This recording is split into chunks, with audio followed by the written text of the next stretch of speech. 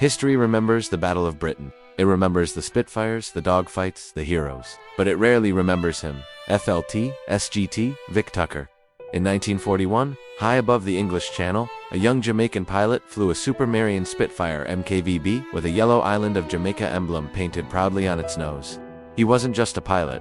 He was Oxford-educated, a lawyer in London, a colonial subject who volunteered to defend an empire that did not fully accept him. Before the war, the Royal Air Force had a color bar. If you were not white, you were not welcome. That was policy. But when World War II erupted in 1939, Britain was desperate. The need for pilots outweighed prejudice.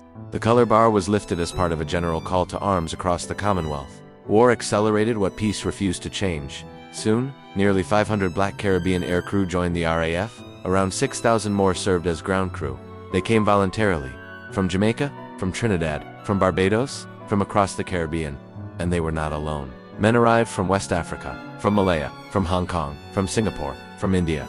The Indian Auxiliary Air Force, formed in 1933, became the Royal Indian Air Force during the war, its squadrons flying with distinction across multiple theaters.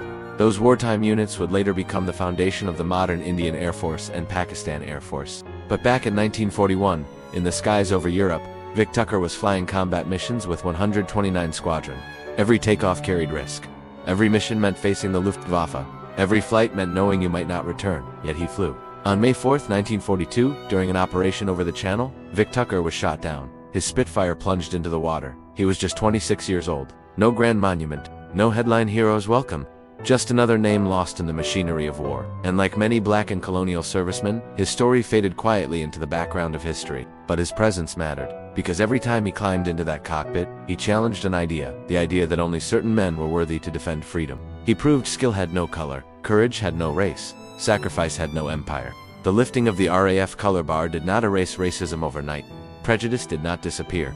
Opportunities were still unequal. But something shifted. The war forced Britain to confront a contradiction. You cannot fight fascism abroad while defending discrimination at home. And so, in the skies above Europe, over the deserts of North Africa, and across Asia, black and Asian airmen flew, not just against enemy aircraft, but against the limits placed upon them. Vic Tucker's yellow Jamaica emblem wasn't just decoration, it was identity, it was pride. It was a reminder that the Empire's colonies were not passive spectators in this war, they were participants. They bled, they fought, they died.